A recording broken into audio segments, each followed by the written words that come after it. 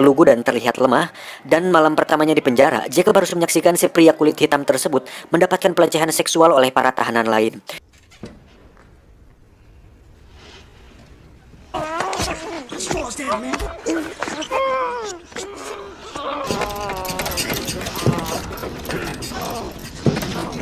Di situ Jacob sadar bahwa untuk bertahan hidup di penjara, dirinya harus terlihat kuat dan punya keberanian di sana. Untuk itu, Jacob pun melakukan perkelahian dengan salah satu anggota geng di sana, sehingga dirinya harus mendekam di ruang isolasi selama 30 hari.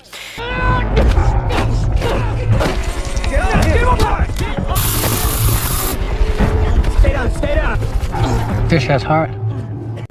Step in. Leave your dirties by the door. Ketika bebas, salah satu kelompok gangster di penjara itu pun tertarik pada Jacob dan merekrutnya sebagai salah satu anggota dari mereka.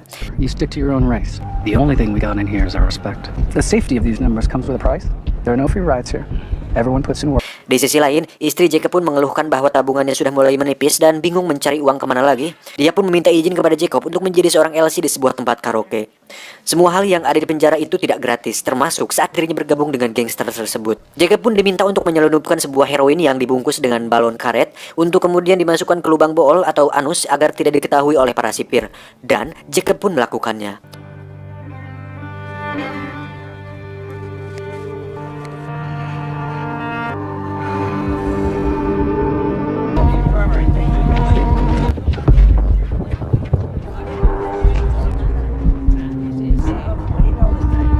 No loitering, Jenkins. Let's go.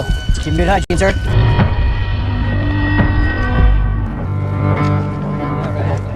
Keep putting in that work, money man. Tidak cukup sampai situ, jika Jacob ingin benar-benar masuk lebih dalam ke kelompok gangster tersebut, Jacob harus membunuh seorang tahanan dari geng lain di sana. Di sini, barulah Jacob harus berpikir berulang kali untuk melakukannya. Dan jika Jacob mundur saat ini, otomatis rasa aman yang didapatkannya saat ini akan lenyap seketika. Untuk itu, Jacob pun memberanikan diri untuk melakukannya. Dan itu adalah pembunuhan pertama yang dilakukan Jacob selama hidupnya.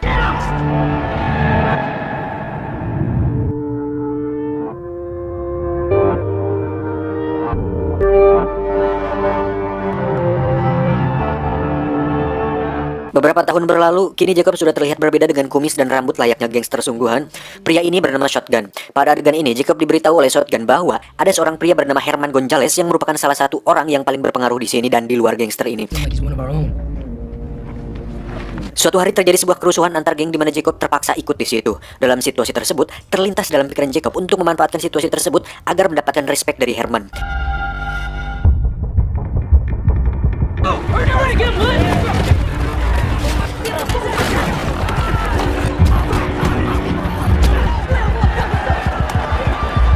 Saat salah seorang tahanan akan menyerang Herman, Jacob langsung mengejarnya dan berhasil membunuh tahanan tersebut, sehingga Herman merasa berhutang budi padanya. Namun karena tindakannya tersebut, Jacob harus mendapatkan penambahan hukuman selama 6 tahun penjara. Hal tersebut membuat istrinya sedih. Jacob pun meminta sang istri untuk melupakannya. Jacob pun dipindahkan ke penjara lain di mana penjara tersebut khusus mengurung para tahanan dengan tindak kriminalitas berat. Saat sampai di selnya, Jacob langsung bertanya siapa orang paling berpengaruh di sini. Si teman sekamarnya pun mengatakan bahwa Redwood lah orang yang cukup berpengaruh di sini. Who's got the keys here? Redwood from the brand?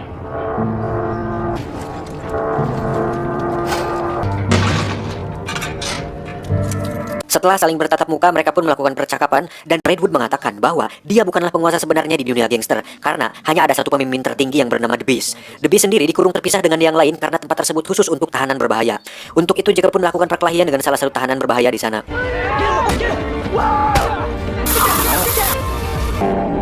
Hey.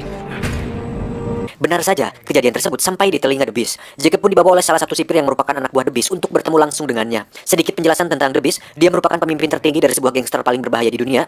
Walaupun dia berada di penjara, The Beast masih bisa mengendalikan keadaan di luar dan begitu pun di dalam penjara. Contohnya sipir yang bernama Robert ini. Dia menerima setoran setiap bulan dengan menjadi tangan kanan dari The Beast, dan hal itu membuat The Beast merupakan salah satu orang paling berbahaya di sana. Dengan masuknya Jacob di lingkaran ini membuatnya harus menuruti semua perintah dari The Beast, dan Jacob resmi menjadi tangan kanan The Beast sekarang. Welcome to the family, brother. Beberapa tahun berlalu, Jacob pun mendapat pengurangan masa tahanan sehingga beberapa hari lagi dia akan bebas dari penjara. Itu membuat Jacob lega karena akhirnya dia bisa mengakhiri semua mimpi buruk ini. Tapi ternyata tidak semudah itu kawan, karena The Beast memberikan tugas kepada Jacob untuk mengurus bisnisnya di luar sana. Jacob yang menolak pun dipaksa untuk mau, karena The Beast mengancam keselamatan anak dan istrinya jika dia menolak. Untuk itu Jacob pun mau tidak mau terpaksa harus menurutinya. Think of your family in this decision. Excuse me. Did I? Setelah keluar dari penjara, Jacob pun langsung disambut oleh Shotgun yang sudah keluar 2 tahun yang lalu. Dia pun mengajak Jacob ke sebuah pesta untuk menyambut kedatangannya.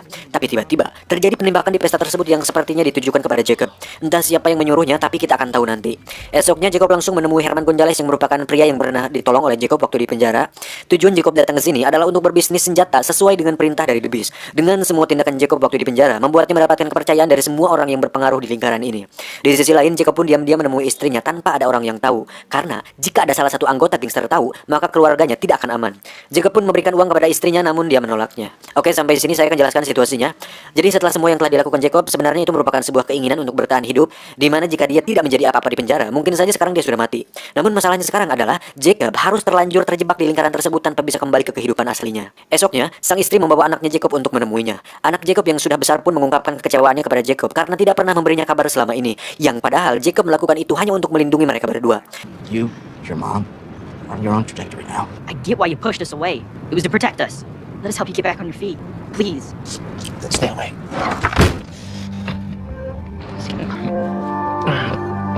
Tak bisa tinggal diam, Jacob pun memutuskan untuk membuat sebuah rencana demi mengakhiri ini semua. Dimulai dengan membunuh Shotgun yang ternyata adalah orang di balik penembakan di pesta waktu itu, karena ternyata Shotgun iri dengan Jacob yang bisa mendapatkan kepercayaan dari The Beast.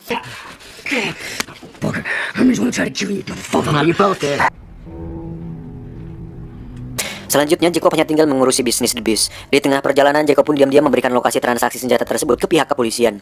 Jadi ketika sampai, polisi langsung menggerebek lokasi tersebut dan terjadilah tembak-tembakan yang mengakibatkan Herman dan semua anggota gangster mati. Jacob yang sudah mengetahui itu hanya tiarap dan menjadi satu-satunya orang yang selamat dalam insiden itu.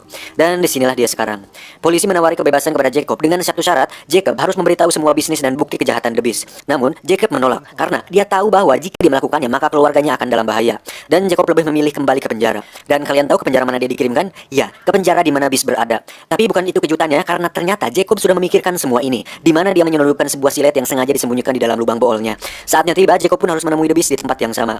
The Beast yang sudah tahu bahwa Jacob berkhianat, mengatakan bahwa keluarga Jacob akan mati di luar sana. But we'll see about that. When your old lady and kid are lying in blood. Saat akan dibawa kembali ke sel, Jacob langsung mengeluarkan siletnya dan memaksa Robert untuk masuk ke dalam kurungan. Jacob pun mengambil kunci kurungan tersebut dan membuka kurungan The Beast. Dari situ terjadi pertarungan di antara mereka berdua yang dimenangkan oleh Jacob. The Beast pun tewas dengan leher digorok menggunakan silet yang dibawa oleh Jacob. Setelah The Beast tidak ada, Jacob pun menjadi satu-satunya orang yang berkuasa sekarang. Robert diminta untuk tutup mulut tentang masalah ini dengan imbalan bayaran 3 kali lipat yang pernah diberikan oleh The Beast. Robert pun menurutinya. You're running the show. Setelah semua yang terjadi, akhirnya Jacob pun bisa tenang karena anak dan istrinya bisa tenang dan aman di luar sana. Dan Jacob sendiri harus menerima fakta.